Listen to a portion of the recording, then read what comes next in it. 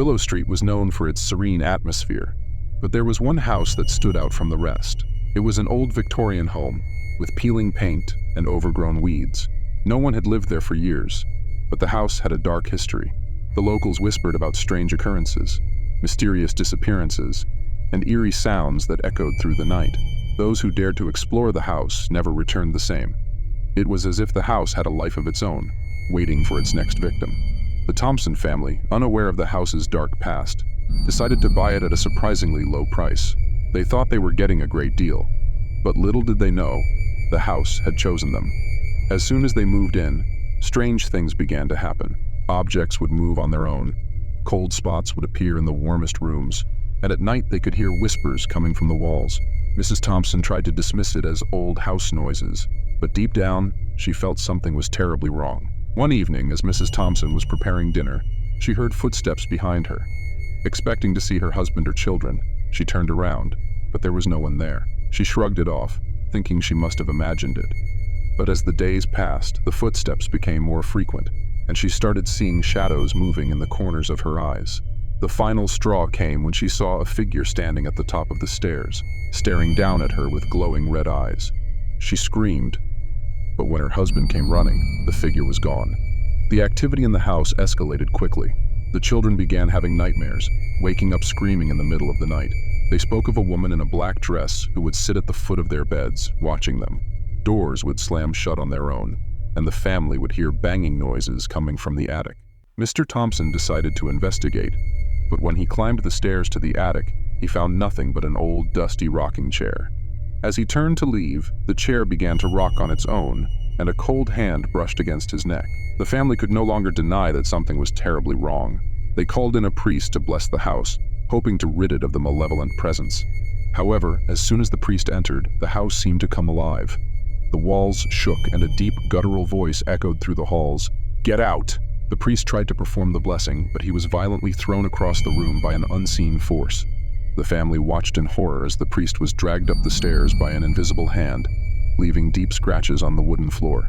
Terrified for their lives, the Thompsons packed their belongings and fled the house in the middle of the night. As they drove away, they could see the house in their rearview mirror, and for a brief moment, they saw the figure of a woman standing in the window, waving goodbye. They never looked back, and the house on Willow Street remained empty once again. But the stories continued to spread, and the house became a local legend, a place where the brave dared to venture, but never stayed long. The Thompsons moved to a new town, far away from Willow Street, but the memories of the haunted house stayed with them. The children refused to sleep alone, and Mrs. Thompson developed an intense fear of the dark. They never spoke of what happened, but the fear lingered in their eyes. Years later, the house was demolished, but the land remained cursed. New buildings erected on the site would experience the same strange occurrences, and the legend of the haunted house on Willow Street lived on. The house on Willow Street was more than just a building. It was a trap, a place where darkness thrived. The Thompsons were lucky to escape with their lives, but many others were not so fortunate. The house may be gone, but the spirits that dwelled within it still roam the earth, searching for their next home, their next victim. So the next time you come across an abandoned house, think twice before you enter. You never know what might be waiting for you inside. In the heart of a small, forgotten town stood an imposing manor, once the home of a wealthy family. The manor was grand, with towering pillars and intricate designs, but it had long since fallen into disrepair. The townsfolk avoided it, claiming it was cursed. They spoke of the tragic fate of the original owners, who were said to have perished in a mysterious fire. However, their spirits were believed to have remained, trapped within the manor's walls, forever reliving the horror of their deaths. Dr. Emily Parker, a historian with a fascination for the paranormal, came across the legend of the cursed manor and decided to investigate. She was determined to uncover the truth, no matter the cost. Armed with her camera and recording equipment, she entered the manor one misty afternoon. The air was thick with the scent of decay, and the silence was deafening. As she explored the dark, dusty rooms, she couldn't shake the feeling that she was being watched, but she pressed on, eager to find evidence of the supernatural. As Emily delved deeper into the manor, strange things began to happen. Her equipment would malfunction, recording static or eerie whispers. She found old, charred photographs of the family, their faces twisted in fear. In one of the bedrooms, she discovered a diary belonging to the daughter of the family. The last entry spoke of a dark figure that would appear at night, standing at the foot of her bed, watching her with hollow eyes.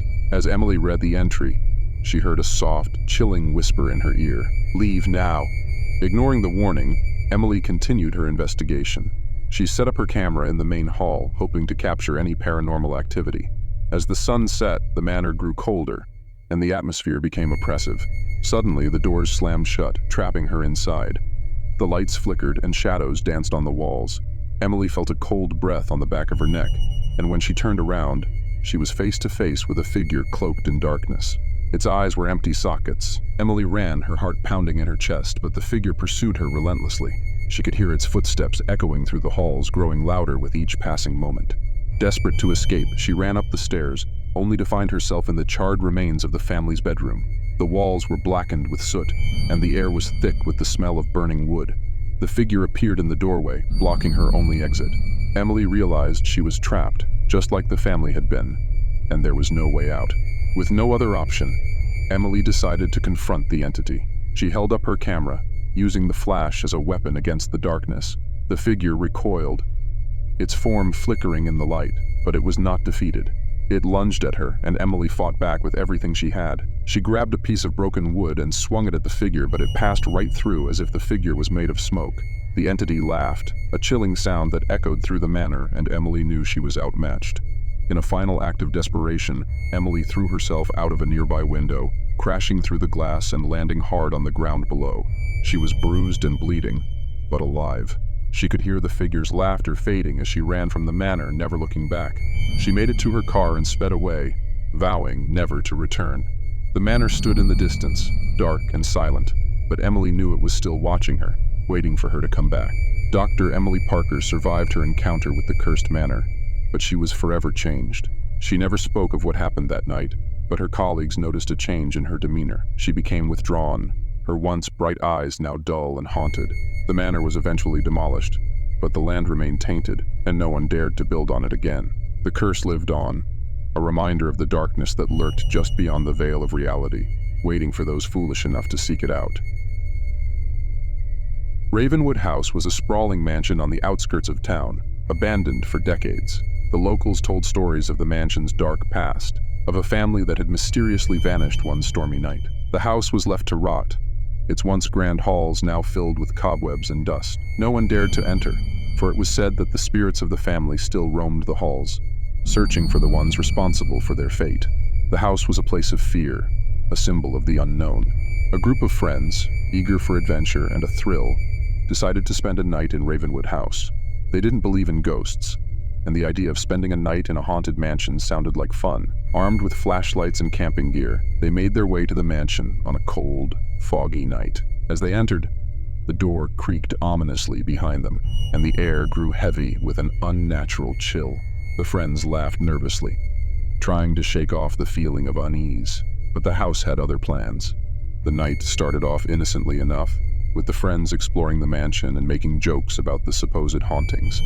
But as midnight approached, things began to change. The temperature dropped suddenly, and the sound of footsteps echoed through the empty halls. One of the friends, Sarah, thought she saw a figure standing at the end of the corridor, but when she pointed it out, it was gone. The group shrugged it off, but the uneasy feeling grew stronger, and the laughter died down. As the night wore on, the friends decided to settle down in the grand living room. They lit a fire in the old fireplace and huddled together, trying to shake off the cold. But the fire did little to warm them, and the shadows seemed to dance on the walls, moving of their own accord. The friends began to hear whispers, faint at first, but growing louder with each passing moment.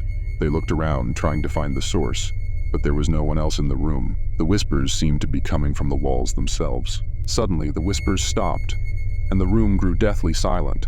Then, without warning, the fire in the fireplace was extinguished, plunging the room into darkness. The friends scrambled to turn on their flashlights, but the beams flickered and died. Panic set in as they realized they were not alone. The air grew thick with the scent of decay, and a cold wind swept through the room, extinguishing the last of their courage. They could hear the sound of something moving in the darkness, something that was getting closer. The friends tried to escape, but the doors were locked, and the windows would not budge. They were trapped inside the mansion, with whatever was haunting it. The whispers returned, louder and more insistent, filling their minds with fear and dread. Sarah began to scream, claiming she could see the ghosts of the family, their eyes hollow and accusing. The others tried to calm her down, but they too began to see things, shadowy figures moving in the corners of their vision. The mansion seemed to come alive, its walls closing in on them.